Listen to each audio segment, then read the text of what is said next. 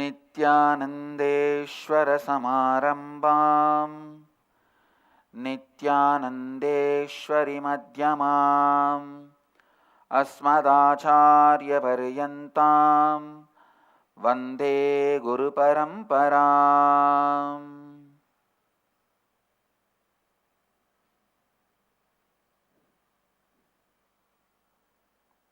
உங்கள் அனைவரையும் வணங்கி வரவேற்கின்றேன். மலேசிய திருநாட்டில் உலகம் முழுவதிலுமிருந்து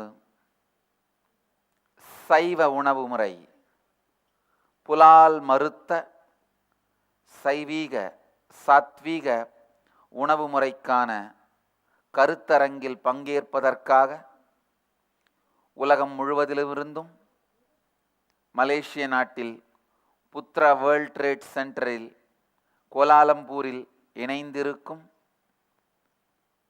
அன்பர்கள், நண்பர்கள், சகோதர சகோதரிகள் உங்கள் அனைவரையும் வணங்கி வரவேற்கின்றேன். நிகழ்ச்சியை நடத்துகின்ற international vegetarian union, Asian vegetarian union, Malaysian vegetarian society எல்லோருக்கும் என்னுடைய இனிய மனமார்ந்த வாழ்த்துக்களை தெரிவித்துக்கொண்டு, இன்று நாம் சொல்ல விரும்பும், உங்களோடு பகிர்ந்து கொள்ள விரும்பும் சில கருத்துக்களை தமிழில் உங்கள் முன்னால் வைக்கின்றேன்.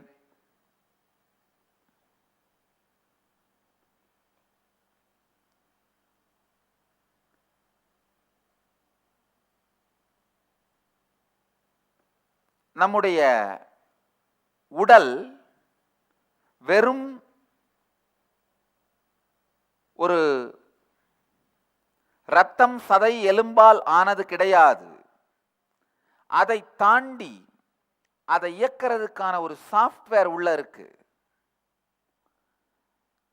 ஒரு பெரிய இண்டிபெண்டன்ட் இன்டெலிஜென்ஸ் நம்முடைய உடம்பு. நம்ம நினைக்கிற மாதிரி இந்த உடம்பு ஒரு டெட் ரூல்ஸ் அண்ட் ரெகுலேஷன்ஸை வச்சு ஃபங்க்ஷன் பண்றதில்ல. இதை செய்தால் இது நடக்கும், இதை செய்தால் இது நடக்கும்ன்ற டெட் ரூல்ஸை வச்சு நம்ம உடம்பு ஃபங்க்ஷன் பண்றதில்ல. நம்முடைய உடம்பு ஒரு லிவிங் மெக்கானிசம், ஒரு லிவிங் இன்டெலிஜென்ஸ். அதனாலதான் திருமூலர் சொல்றாரு, உடம்பை வளர்த்தேன் உயிர் வளர்த்தேனே.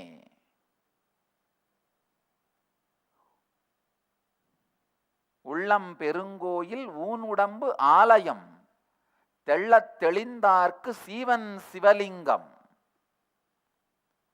நம்முடைய உடல் ஒரு தனித்து இயங்குகின்ற அறிவு இயந்திரம். ஆழ்ந்து உள்வாங்குங்கள். தனித்து இயங்குகின்ற சுய அறிவு பெற்ற இயந்திரம். ஒரு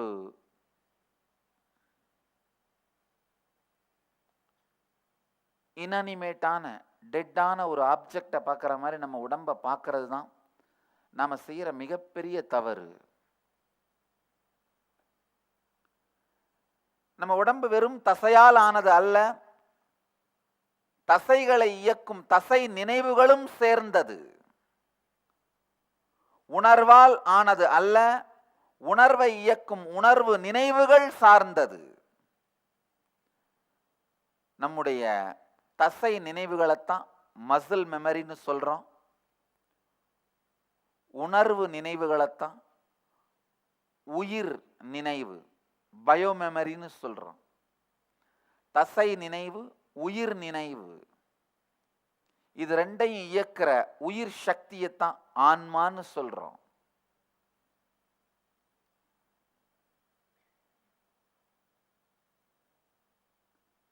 நம்ம எப்போ நம்முடைய உடம்ப வெறும் சதைப்பிண்டமாக பார்க்கின்றோமோ,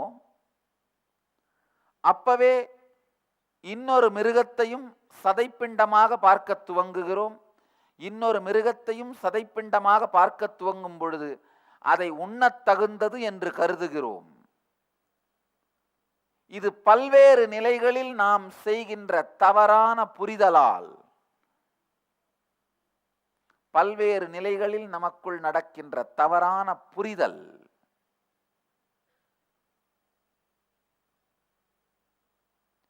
அழகா வள்ளுவர் சொல்றாரு, உண்ணாமை வேண்டும் புலா அல் பெரிதொன்றன் புன்னது உணர்வார் பெரின்.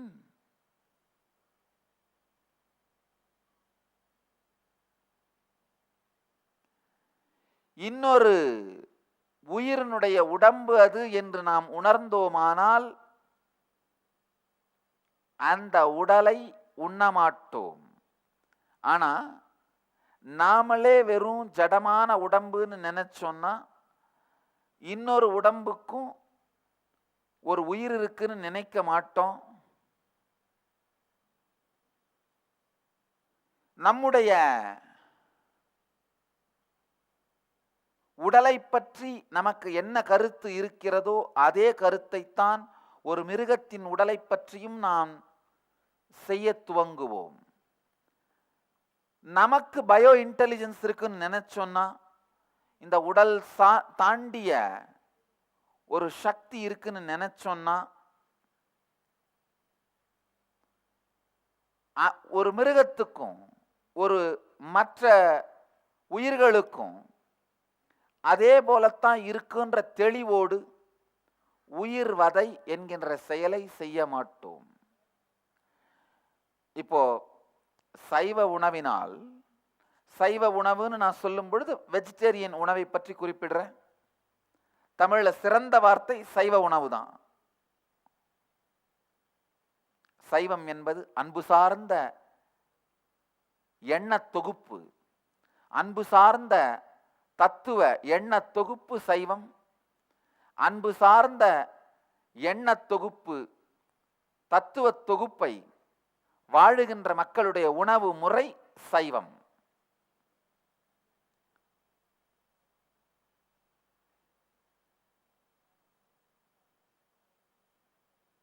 அடிப்படையான இந்த சில உண்மைகளை நாம் உள்வாங்க வேண்டும். சைவம் அப்படிங்கிற இந்த உணவு முறை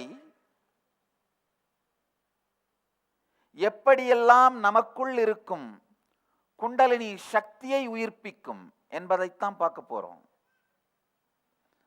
வெறுமனே இந்த சைவ உணவினால ஏற்படுற உடல் நலம் அது எந்த அளவுக்கு உடம்புக்கு நல்லது அல்லது மனித குலத்துக்கு நல்லது, இந்த கருத்துக்களை நான் தொடப்போவதில்லை. அது நீங்க இன்டர்நெட்டுக்கு போய் படிச்சீங்கன்னா ஆயிரக்கணக்கான ஆராய்ச்சிகள், பெரிய பெரிய உலக அளவில் முக்கியத்துவம் வாய்ந்த பிரபலமான பல்கலைக்கழகங்களுடைய ஆராய்ச்சிகள், அவர்களுடைய சர்வே புள்ளி விவரங்கள் மிக தெளிவாக சொல்லுகின்றன. சைவம், இந்த சைவ உணவு அது நமக்கு அளிக்கும் உடல் நலம், மனநலம் போன்றவைகளை பற்றிய அசைக்க முடியாத ஆதாரங்கள் வெளியிடப்பட்டுள்ளது. இப்ப நான் அதை தொட விரும்பல.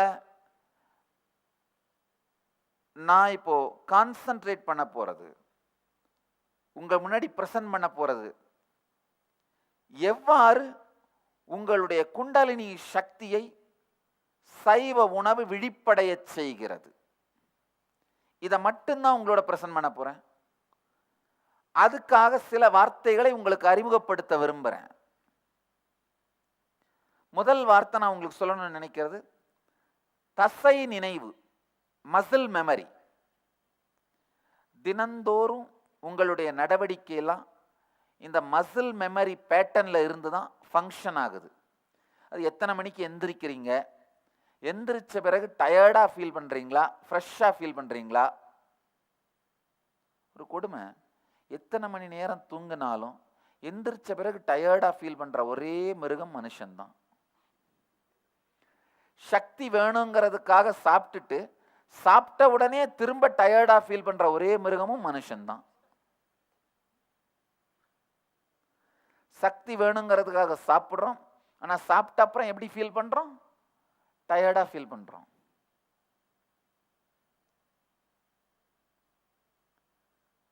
நீங்க எப்ப எந்திரிக்கிறீங்க, எப்படி சாப்பிடுறீங்க, உங்களுடைய தினசரி நடவடிக்கைகள், பழக்க வழக்கங்கள், இது எல்லாமே மசில் மெமரியோட பேட்டர்ன் சார்ந்தது, தசை நினைவு பதிவுகள் சார்ந்தது. அடுத்தது பயோமெமரி பேட்டர்ன்ஸ், உயிர் நினைவு பதிவுகள். நீங்க எப்படி மூட் ஸ்விங்குக்கு ஆளாகிறீங்க, அதாவது மன மாற்றத்துக்கு ஆளாகிறீங்க, ஒரு பிரச்சனை வந்தா எப்படி அதை எதிர்கொள்றீங்க, ஒரு நெருக்கடியான சூழல்ல எப்படி சிந்திக்கிறீங்க, எப்படி செயல்படுறீங்க, இந்த விஷயங்கள் எல்லாம் உயிர் நினைவு பதிவுகள் சார்ந்தது, பயோமெமரி பேட்டர்ன் சார்ந்தது. சில பேர் பார்த்தீங்கன்னா வாழ்க்கையில் எந்த பிரச்சனை வந்தாலும் அதுலேருந்து தப்பிச்சு ஓடுறது மூலமாக தான் ரெஸ்பாண்ட் பண்ணுவாங்க. எந்த பிரச்சனை வந்தாலும் அவங்களுடைய ஒரே ரெஸ்பான்ஸ் தப்பிச்சு ஓடி போயிரு. சில பேர் எந்த பிரச்சனை வந்தாலும் ஒரே ரெஸ்பான்ஸ் உட்காந்து அழ ஆரம்பிச்சிரு. சில பேர் எந்த பிரச்சனை வந்தாலும் ஒரே ரெஸ்பான்ஸ் டிப்ரெஷனுக்கு போயிடு.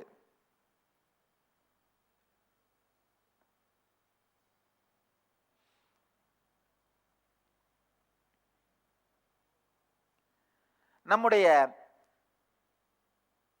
உயிர் நினைவு பதிவுகள் நாம் சிந்திக்கின்ற முறையை, செயல்படுகின்ற விதத்தை கண்காணிக்கின்ற பதிவுகள். தசை நினைவு பகுதி மசில் மெமரி, உயிர் நினைவு பகுதி பயோமெமரி. இந்த ரெண்டும் நம்முடைய வாழ்க்கையில் மிக மிக முக்கியமான பங்கு வகிக்கின்றன. மூன்றாவது வார்த்தை உயிர் நினைவு பகுதியை, பயோமெமரியை ஆக்டிவேட் பண்ற பயோ இன்டெலிஜென்ஸ். அந்த பயோ இன்டெலிஜென்ஸை தான் குண்டலினின்னு சொல்றோம். நம்முடைய சித்தர்கள் இந்த குண்டலினியை பற்றி ஆயிரக்கணக்கான பாடல்கள் எழுதியிருக்கின்றார்கள்.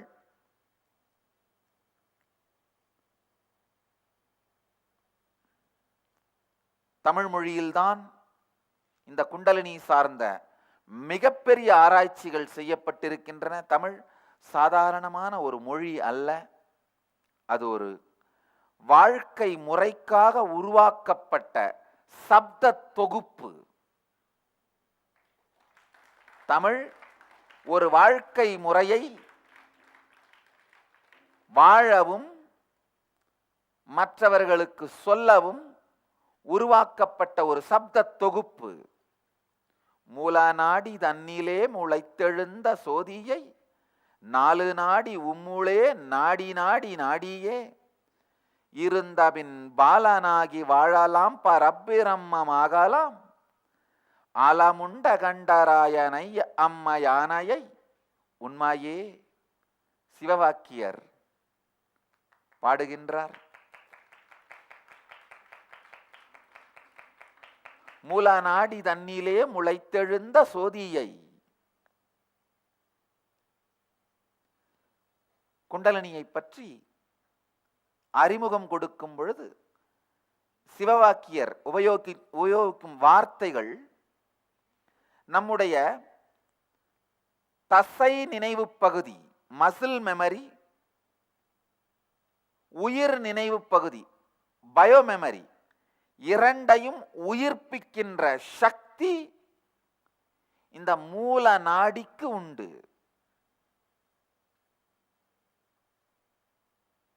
அவை பிராட்டி விநாயகர் அகவலிலே மிக அருமையாக சொல்லுகின்றார். அவை பெரிய யோகி, ஒரு பெண் யோகி.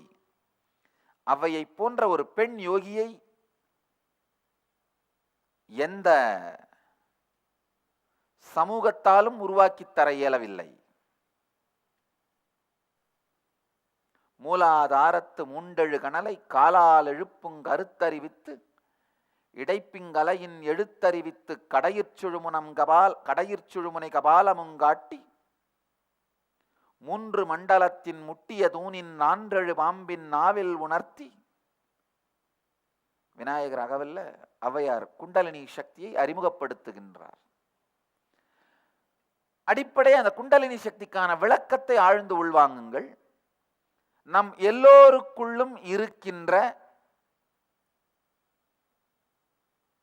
சிந்தனையையும் உணர்ச்சிகளையும் உணர்வையும் உயிரோடு வைக்கின்ற சக்தி.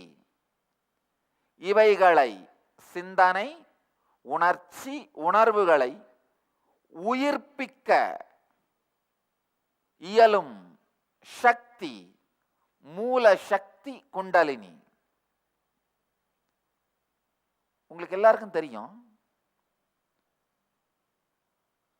உணர்ச்சி வேகம் இல்லாமல் ஒரு வார்த்தையோ சிந்தனையோ உங்களுக்குள் நடந்தால் அது நிஜமாவதில்லை. ஆனா ஒரு வார்த்தையோ ஒரு சிந்தனையோ உணர்ச்சி வேகம் கலந்து வெளிப்படுமானால் அது உங்கள் வாழ்க்கையில் உங்களுக்குள்ளும் மற்றவர்களுக்குள்ளும் பெரும் மாற்றத்தை ஏற்படுத்தும்.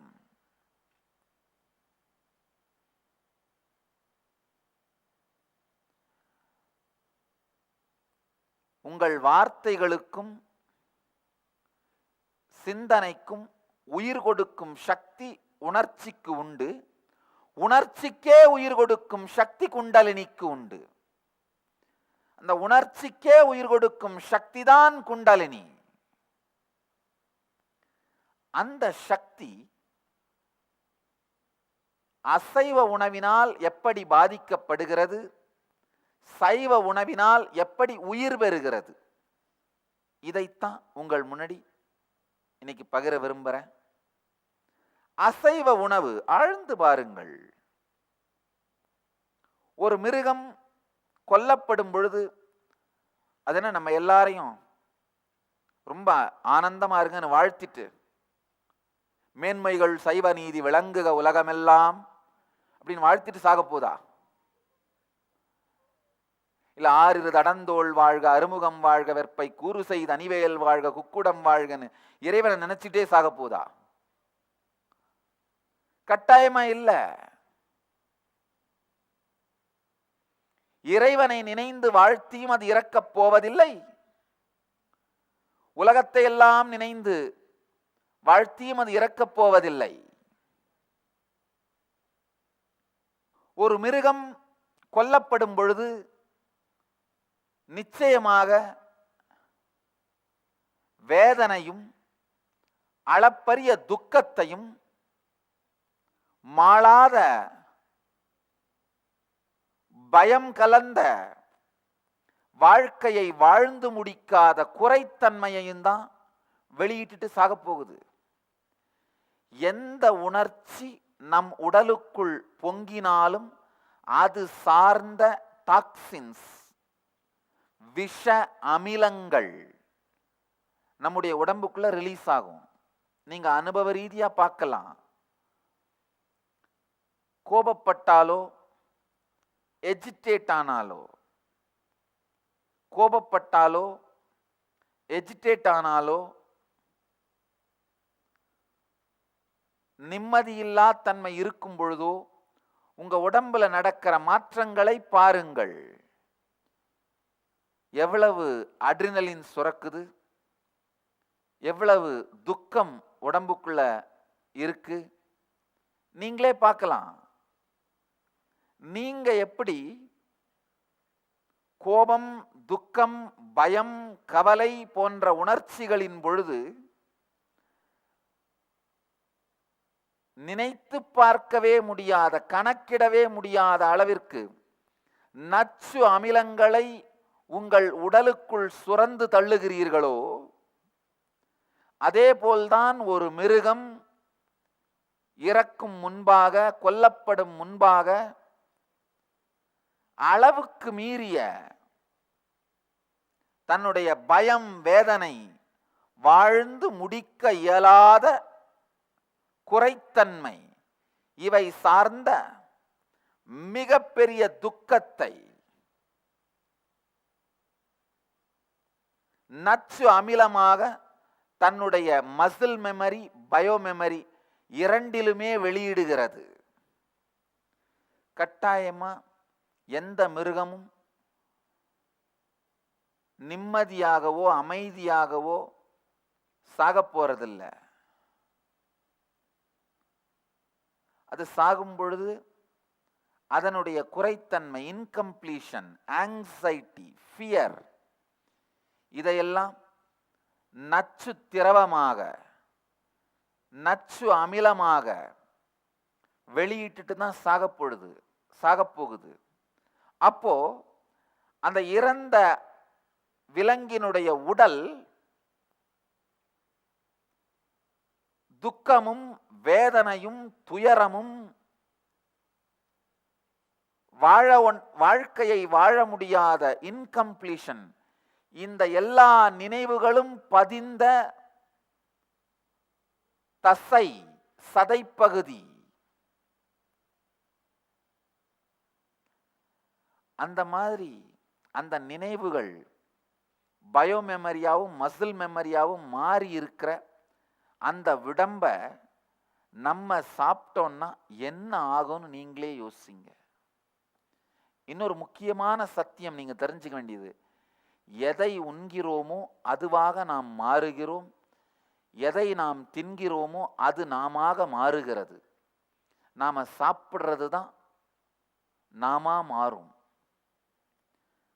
நாம சாப்பிட்றது நம்மளை சாப்பிடும்.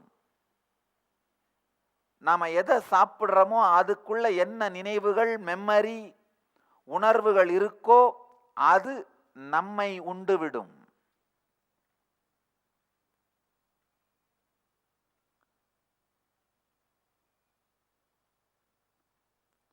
ஊற்றை சடலம். ஒரு மிருகத்தினுடைய உடம்பு வெறும் ஊற்றை சடலம் அல்ல,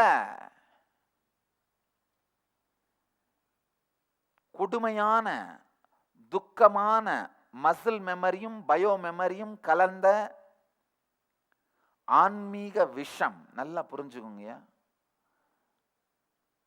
உங்க ஆன்மாவுக்கு கொடுக்கிற விஷம் தான் எதிர்மறையான நெகட்டிவான பயோ மெமரியும் மசில் மெமரியும் பதிஞ்சு போயிருக்கிற ஒரு மிருகத்தோட உடம்பு. ஒரு சித்தர் பாடுறாரு, ஊற்றை சடலமடி உப்பிருந்த பாண்டமடி மாற்றி பிறக்க மருந்தெனக்கு கிட்டுதில்லை, மாற்றி பிறக்க மருந்தெனக்கு கிட்டுமென்றால் ஊற்றை சடலம் விட்டே என் கண்ணம்மா, உன்பாதம் சேரேனோ கண்ணம்மா. இந்த உடம்பு ஊற்றை சடலம், அதை மாற்றி பிறக்க மருந்து இல்லையே என்று கதறுகின்றார். ஏற்கனவே நமக்கு இருக்கிற உடம்புல இருக்கிற பயோ மெமரியும் மசில் மெமரியும் கரைக்கிறதுக்கே நாம படாத பாடுபடுறோம். அந்த மசில் மெமரியும் பயோ மெமரியும் நம்மளை படுத்துறதே என்னவெல்லாம் படுத்துது.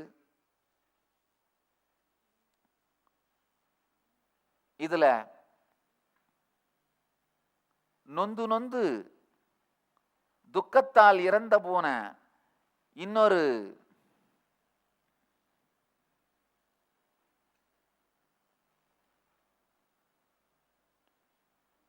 மிருகத்தின் உடலை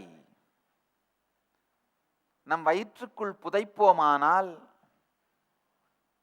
அது என்ன தாக்கத்தை ஏற்படுத்தும் என்பதை நீங்களே யோசித்து பார்த்து கொள்ளலாம். ஒரு உடம்ப வச்சுக்கிட்டு அதனுடைய பயோ மெமரி மசில் மெமரியையே தாங்க முடியாம இன்னொரு உடம்போட மசில் மெமரி பயோ மெமரி, அதுவும் நெகட்டிவான மசில் மெமரி பயோ மெமரி எடுத்துட்டு வந்து இந்த உடம்புக்குள்ள புதைக்கிறது 10 பொண்டாட்டியோட வாழறதுக்கு சமம்.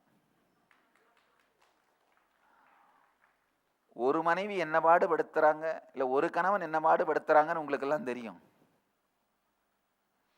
10 பொண்டாட்டியும் ஒரே வீட்டில் வச்சுட்டு வாழணும்னு முடிவு பண்ணீங்கன்னா அது நீங்க தான் முடிவு பண்ணி ஆகணும்.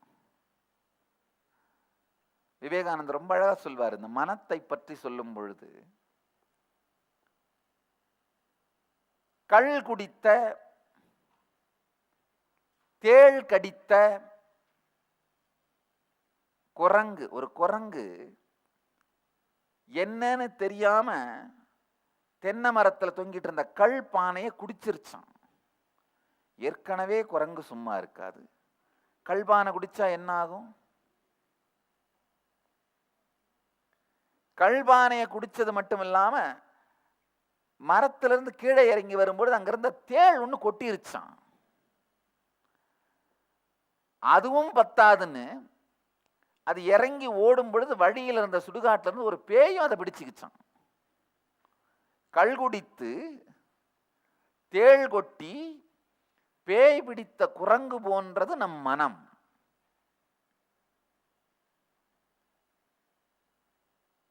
அந்த மாதிரியான மனத்தை ஏற்கனவே வச்சுட்டு இப்ப அதுல இந்த மாதிரி இன்னொரு மிருகத்தினுடைய பயோமெமரி, அதுவும் சாதாரண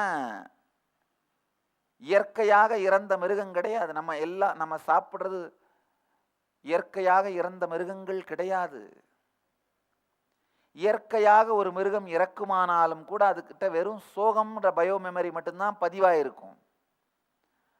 ஆனா கொல்லப்படும் பொழுது ஒரு மிருகத்தினுடைய பயோமெமரியில சோகம், துக்கம், பயம், வேதனை, ஆற்றாமை, இயலாமை,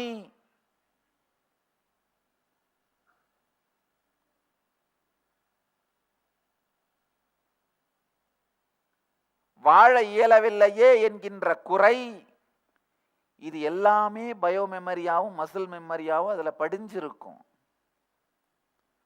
அதை நம் உணவாக மாற்றிக்கொள்வோமானால் அதனுடைய சூக்ஷ்ம பாகமான அந்த அசைவ உணவினுடைய சூக்ஷ்ம பாகமான அதே மசில் மெமரியும் பயோ மெமரியும் நம்ம உடம்பினுடைய பாகமா, நம்ம மசில் மெமரி பயோ மெமரியா மாறிடுது. அதுதான் மிகப்பெரிய கொடுமை, மிகப்பெரிய கொடுமை. விஷம் என்று தெரிந்து உண்டு கொண்டிருப்பது. கேட்டா இதுதான ரெகுலர் லைஃப் ஸ்டைல், எல்லாருமே இதுதானே சாப்பிட்றாங்க, எல்லாருமே சாப்பிட்றாங்கன்ற காரணத்தாலேயோ ரெகுலரான லைஃப் ஸ்டைல் அப்படிங்கிற காரணத்தினாலேயோ அல்லது பரவலாக கிடைக்கிறது என்கிற காரணத்தினாலேயோ அந்த அசைவ உணவினுடைய எதிர்மறையான தாக்கம் உங்களுடைய வாழ்க்கையில் இல்லாமல் போய்விடாது.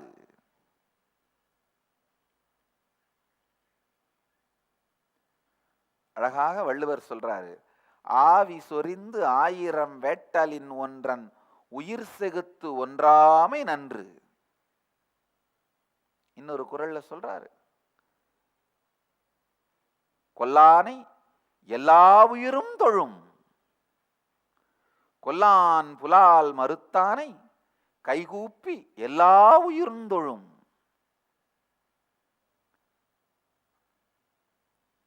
வள்ளுவருடைய உணர்வு. ஆயிரக்கணக்கான நெய் போன்றவைகளையெல்லாம் ஊற்றி வேள்விகள் எல்லாம் செய்வதை விட உயிரை கொன்று உடம்பை தின்னாது இருத்தல் நல்லது அப்படின்னு சொல்றார். அதே மாதிரி உயிரை கொல்லாமல் புலால் உண்ணாமல் வாழ்கின்றவனை உலகத்தில் உள்ள எல்லா உயிர்களும் கைகூப்பி தொழும்னு சொல்றார். அது உண்மை.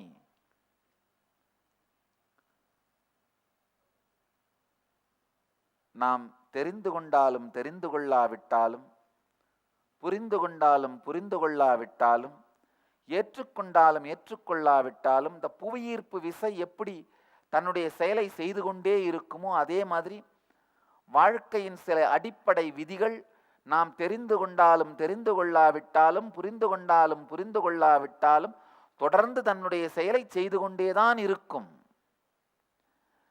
நம்முடைய நியாயப்படுத்தும் செயல்களாலே, நம்முடைய நியாயப்படுத்தி கொள்ளுகிற வாத பிரதிவாத விவாதங்களாலே அசைவ உணவின் எதிர்மறை தாக்கம் இல்லாது போவதே இல்லை. இது பட்டிமன்றம் வைத்து விவாதித்து முடிவுக்கு வருகின்ற விஷயம் அல்ல.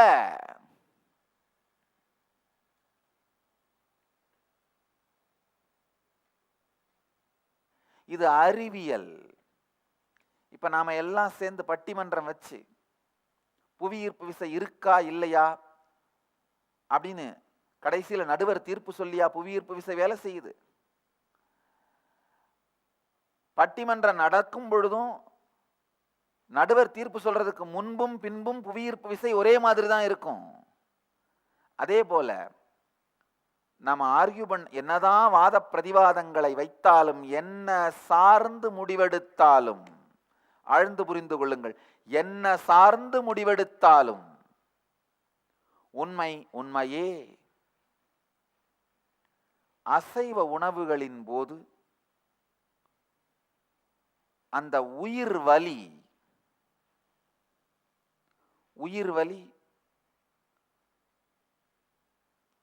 உடல் வலியை விட 1000 மடங்கு ஆழமானது.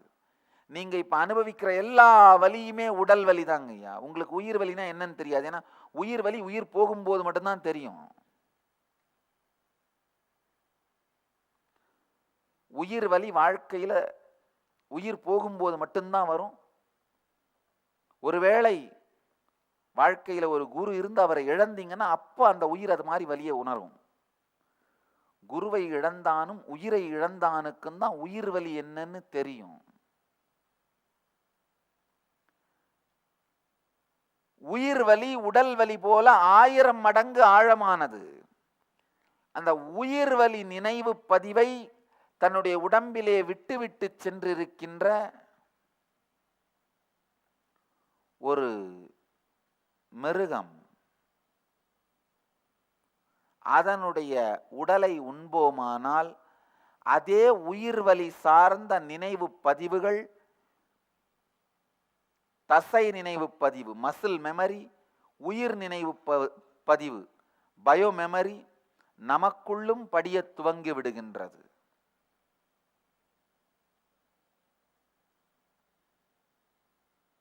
கட்டாயமா அந்த இறக்கிற மிருகம் லோகா சமஸ்தா சுகினோ பவந்து, உலகமெல்லாம் ஆனந்தமா இருக்கட்டும் வாழ்த்திட்டு சாக போதா? கிடையாது,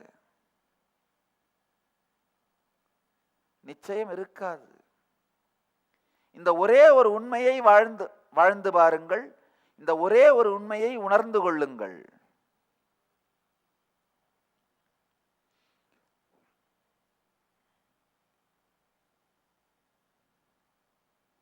சில பேர் என்கிட்ட கேட்கறது உண்டு, சாமி கண்ணப்பர் இறைச்சியையே இறைவனுக்கு கொடுத்தாரே, அது ஒன்றும் தப்பு இல்லையா? கடவுளும் வந்தாரே, ஏத்துக்கிட்டாரு. நல்லா புரிஞ்சுக்கோங்க, கண்ணப்பர் பன்றி இறைச்சி வைத்த பொழுது ஈசன் வரவில்லை, தன் கண்ணையே தோண்டி கொடுத்த போதுதான் வந்தார். நீங்களும் உங்களது என்ன வேணா பண்ணுங்க, தப்பு இல்லை. ஏன் மற்றவங்களது ஏதாவது பண்றீங்க?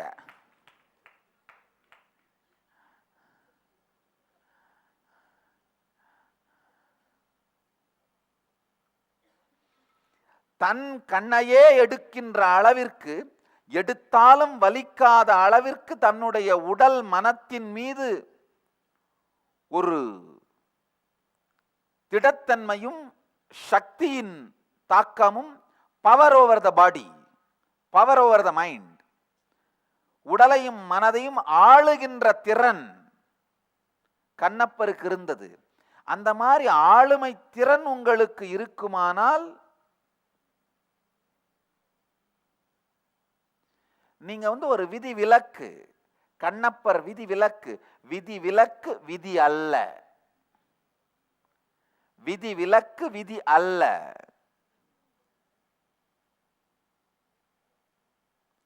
விதி விலக்கையே விதியாக மாற்ற முயற்சிப்பது விதிகெட்டவர்கள் வாழ்க்கை,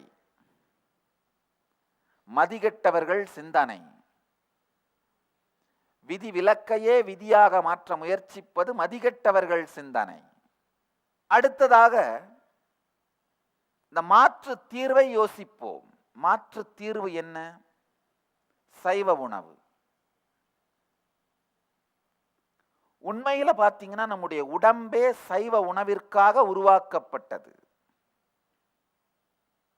நம்ம எல்லாம் கேள்வி கேட்கலாம், எப்படி சாமி அதை சொல்ல முடியும்?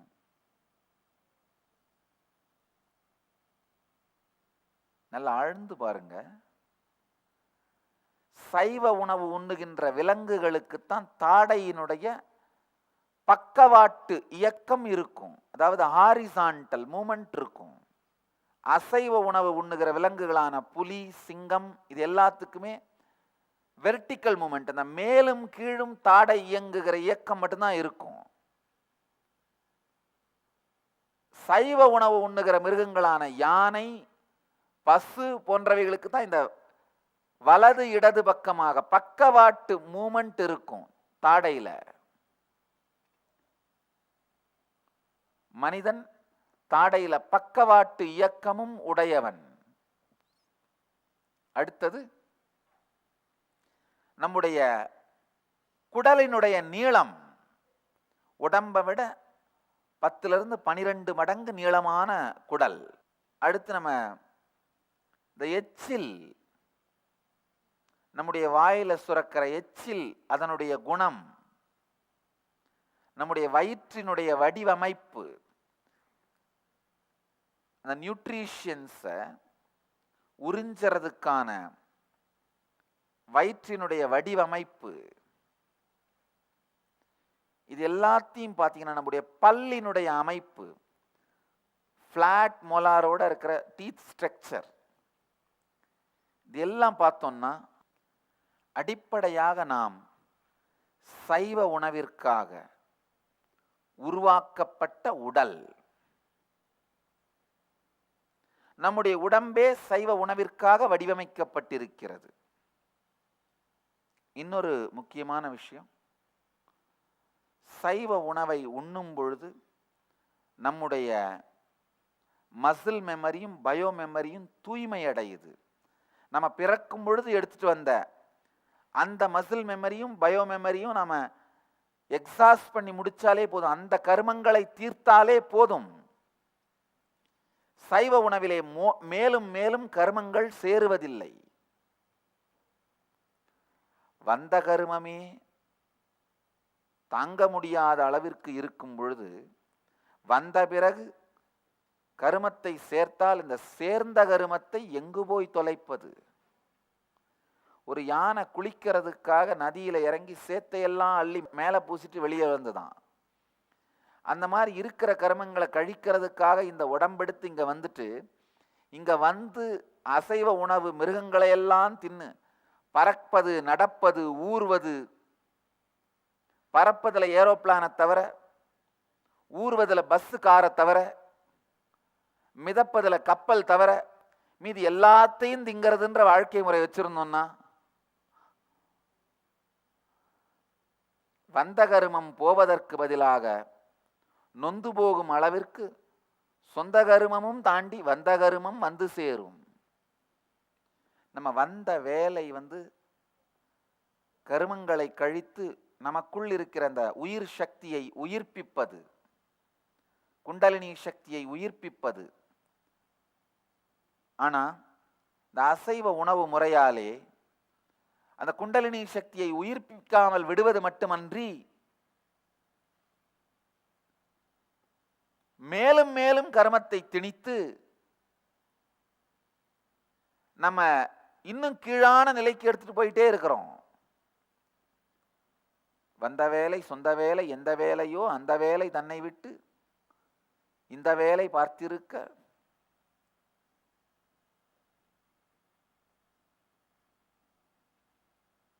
சைவ உணவினாலே இயற்கையாகவே நம்முடைய பயோ மெமரியும் மசில் மெமரியும் கம்ப்ளீஷனை நோக்கி போகுது, பூரணத்துவத்தை நோக்கி செல்கிறது.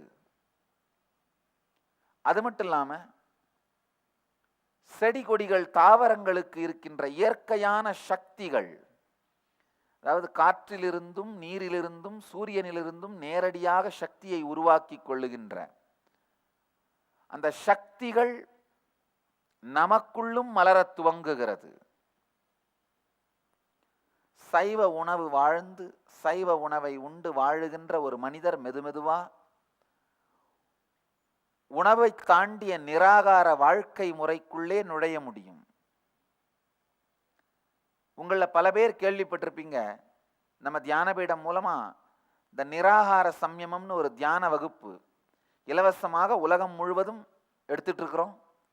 பல நாடுகளிலே பலதரப்பட்ட மக்கள் உணவின் தேவையே இல்லாமல் வெறும் தண்ணீர் அல்லது பழச்சாறின் மூலமாகவே உயிர் வாழ்ந்து கொண்டிருக்கிறார்கள். பல ஆயிரக்கணக்கான சீடர்கள், தியானபீடத்தின் அன்பர்கள் இதை சாதித்திருக்கிறார்கள். நீங்க ஆழ்ந்து உணர்ந்து கொள்ள வேண்டிய உண்மை இது. உள்வாங்க வேண்டிய சத்தியம்.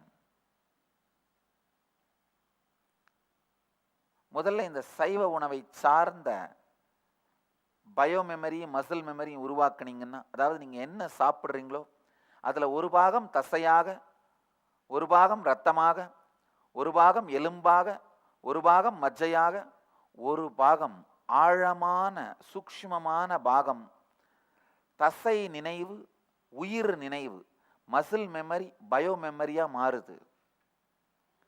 சைவ உணவுகளையே சாப்பிட்ற உடம்புல இந்த தாவரங்களுக்கு இருக்கின்ற சக்தியான நேரடியாக காற்றிலிருந்து சக்தியை உருவாக்கி கொள்ளக்கூடிய நினைவுகள் உயிர் பெற துவங்குகிறது. அந்த நினைவுகள் நிலை பெற துவங்குகிறது.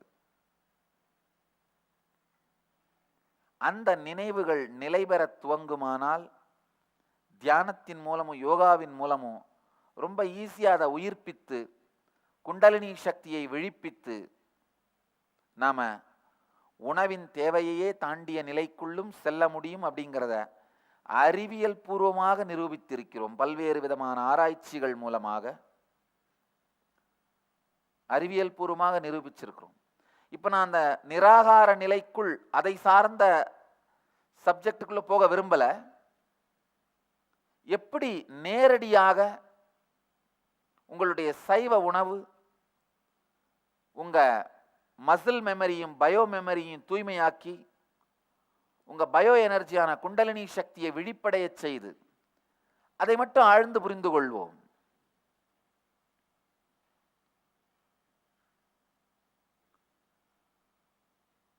சைவ உணவு, அந்த சைவ உணவுல ஒரு பழம், செடி, கொடி, தாவரங்கள், அதுல என்னென்ன நினைவு பதிவுகள் இருக்குன்னு பார்த்தீங்கன்னா, நேரடியாக காற்றிலிருந்தே உயிர் சக்தியை உருவாக்கி கொள்ளும் நினைவு பதிவு, நேரடியாக சூரிய வெளிச்சத்திலிருந்தே உயிர் சக்தியை உருவாக்கி கொள்ளுகின்ற நினைவு பதிவு. நல்லா ஆழ்ந்து பாருங்க. நான் வெஜிடேரியன் சாப்பாடு சாப்பிட்றதும் வெஜிடேரியன் சாப்பாடு சாப்பிட்றதும், அது அசைவ உணவு சாப்பிட்றதும் சைவ உணவு சாப்பிட்றதும் ரெண்டு வேற வேற சாஃப்ட்வேரை போட்டு உங்க கம்ப்யூட்டரை இயக்கிறதுக்கு சமம்.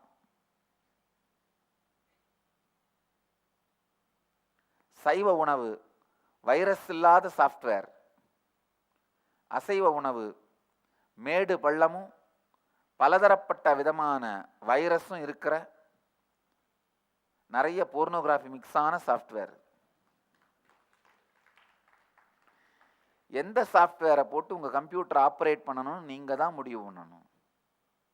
நம்முடைய உடல் இயற்கையாகவே சைவ உணவிற்குத்தான் வடிவமைக்கப்பட்டிருக்கின்றது. சைவம் சார்ந்த வாழ்க்கை முறைக்குத்தான் உருவாக்கப்பட்டிருக்கின்றது.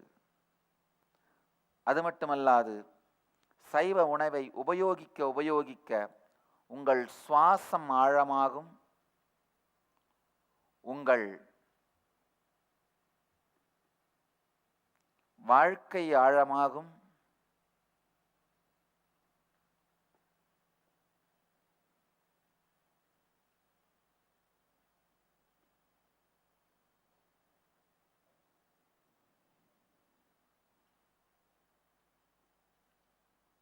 இதையெல்லாம் தாண்டி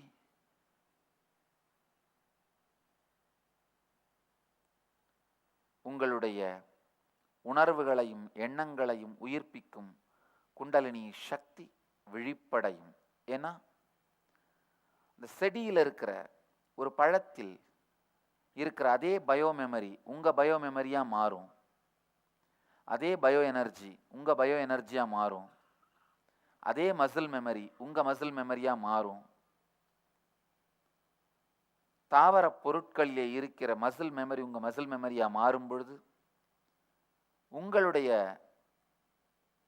மசில் மெமரியும் நேரடியாக சூரிய ஒளியிலிருந்தே சக்தியை உருவாக்க தயாராகி விடுகின்றது. இததான் நிராகார சம்யமத்தின் போது நாங்கள் அறிவியல் பூர்வமாக நிரூபித்திருக்கிறோம். போட்டோசிந்தசிஸ்ன்னு சொல்ற அந்த நேரடியா காற்றிலிருந்து சக்தியை உருவாக்குற திறன் நம்ம உடம்புல 100% உயர்வதை, வைட்டமின் டி 100% உயர்வதை அறிவியல் பூர்வமா நிரூபிச்சிருக்கோம் பல ஆராய்ச்சிகள் மூலம். அதனால தயவு செய்து ஆழ்ந்து உள்வாங்குங்கள். எத்துணைதான் நான் நீச்சல் அடிக்கிறதோட நன்மையை பத்தி வார்த்தையால சொன்னாலும் அது புரியாது. நீங்கள் நீரில் குதித்து நீந்தினால் மட்டும்தான் அந்த சுகம் தெரியும். அதே போல எத்துணைதான் நான் சைவ உணவின் மகத்துவத்தை வார்த்தையால் சொன்னால் புரியாது. நீங்கள் குறைந்தபட்சம் இன்றிலிருந்து அடுத்த 3 மாதங்கள் மட்டும் சைவ உணவை உண்டு வாழ்ந்து பாருங்கள். அனுபவம்தான் சரியான பாடம், முறையான புரிதல்.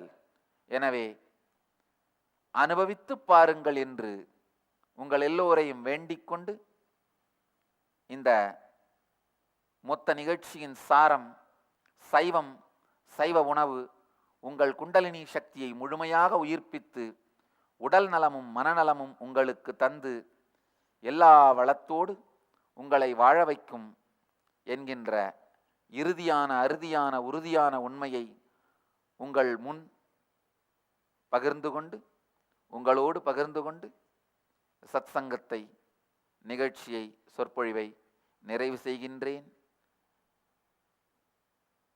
உங்கள் அனைவருக்கும் நித்யானந்த நிலை மலர்ந்து நீங்கள் எல்லோரும் நித்யானந்தத்தில் நிலை பெற ஆசீர்வதித்து முடிக்கின்றேன்.